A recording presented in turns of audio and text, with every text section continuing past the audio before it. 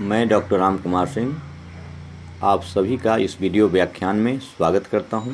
आज मैं केंद्रीय माध्यमिक शिक्षा बोर्ड द्वारा कक्षा द्वादश में निर्धारित पाठ्यक्रम में श्रम विभाजन और जाति प्रथा पाठ का प्रश्नोत्तर प्रस्तुत कर रहा हूं। आप सभी एकाग्रता एवं तल्लीनता के साथ सुनेंगे। इस पाठ का पहला प्रश्न है, जाति प्रथा को श्रम विभाजन का ही एक रूप न मानने के पीछे डॉक्टर अंबेडकर ने क्या तर्क दिए हैं। उत्तर है, जाति प्रथा को श्रम विभाजन का ही एक रूप न मानने के पीछे अंबेडकर ने निम्नलिखित तर्क दिए हैं।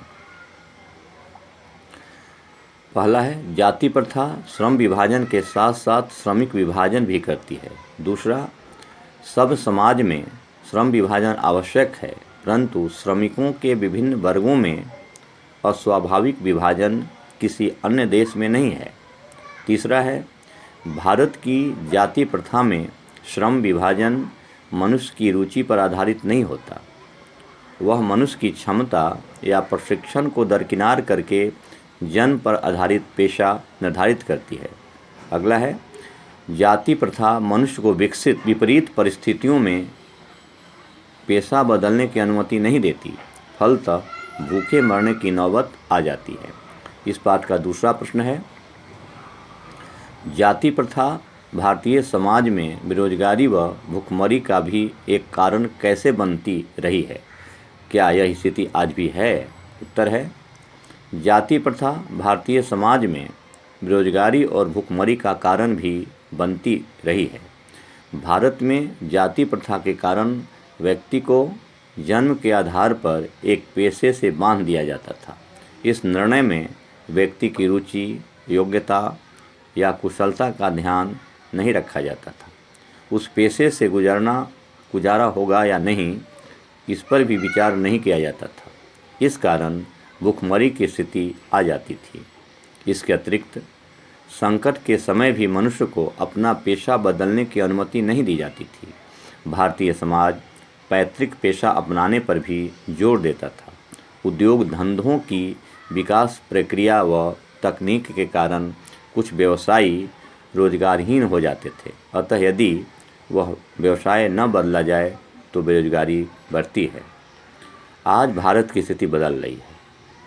सरकारी कानून, सामाजिक सुधार व विश्वव्यापी परिवर्तनों से जाति प्रथा के बंधन काफ़ी ढीले हुए हैं, परंतु समाप्त नहीं हुए हैं।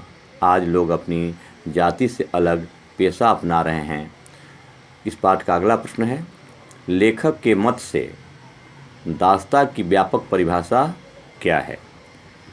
इसे आप स्पष्ट करें। उत्तर है, लेखक के मत से यानी विचार से दास्ता से अभिप्राय केवल कानूनी पराधीनता नहीं है। दास्ता की व्यापक परिभाषा है किसी व्यक्ति को अपना व्यवसाय चुनने की स्वतंत्रता न देना। इसका सीधा अर्थ है इसे दास्ता में जकड़ कर रखना। इसमें कुछ व्यक्तियों को दूसरों लोगों द्वारा निर्धारित व्यवहार व कर्तव्यों का पालन करने के लिए विवश होना पड़ता है। इस पाठ का अगला प्रश्न है, शारीरिक वंश परंपरा और सामाजिक उत्तराधिकार की दृष्टि से मनुष्यों में असमानता संभावित रहने के बावजूद अंबेडकर समता को एक व्यवहार्य सिद्धांत मानने का आग्रह क्यों करते हैं? इसके पीछे उनके क्या तर्क हैं?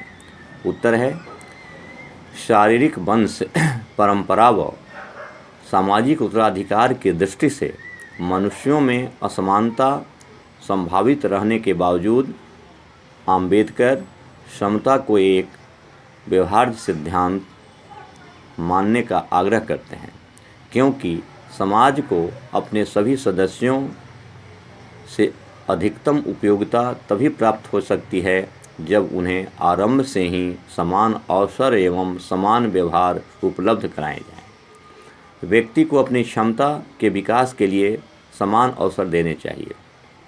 उनका तर्क है कि उत्तम व्यवहार के हक में उच्च वर्ग बाजी मार ले जाएगा, अतः सभी व्यक्तियों के साथ समान व्यवहार करना चाहिए।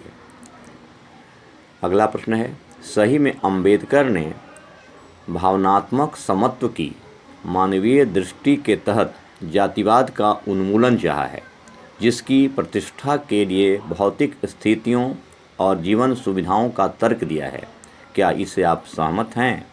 इसका उत्तर है हम लेखक की बात से सहमत हैं।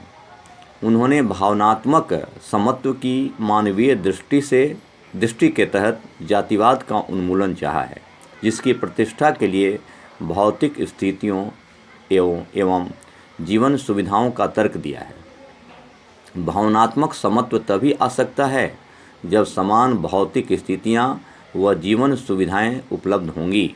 समाज में जाति प्रथा का उन्मूलन समता का भाव होने से ही हो सकता है। मनुष्य की महानता उसके प्रयत्नों के परिणाम स्वरूप होना चाहिए। मनुष्य के प्रयासों का मूल्यांकन भी तभी हो सकता है जब सभी को समान अवसर मिले। शहर में कॉन्वेंट स्कूल व सरकारी स्कूल के विद्यार्थियों के बीच स्पर्धा में कॉन्वेंट स्कूल का विद्यार्थी ही जीतेगा, क्योंकि उसे अच्छी सुविधाएं मिली हैं। अतः जातिवाद का उन्मूलन करने के बाद हर व्यक्ति को समान भौतिक सुविधाएं मिलें तो उसका विकास हो सकता है, अन्यथा नहीं।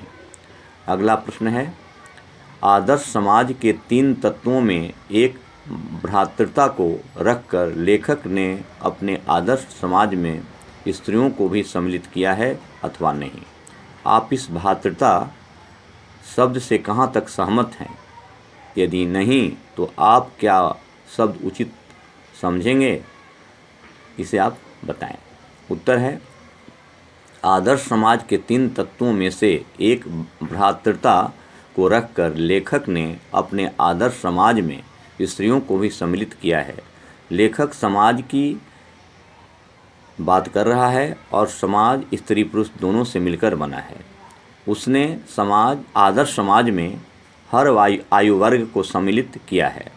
भ्रातृता शब्द संस्कृत का शब्द है जिसका अर्थ है भाईचारा। यह सर्वथा उपयुक्त है। समाज में भाईचारे के सहारे ही संबंध बनते हैं। कोई व्यक्ति एक दूसरे से अलग नहीं रह सकता। समाज में भाईचारे के कारण ही कोई परिवर्तन समाज के एक छोर से दूसरे छोर तक पहुंचता है, इसमें कोई संदेह नहीं। इस पाठ का प्रश्नोत्तर आज इतना ही। अगली कक्षा में दूसरे पाठ के प्रश्नोत्तर पर हम लोग विचार करेंगे। धन्यवाद।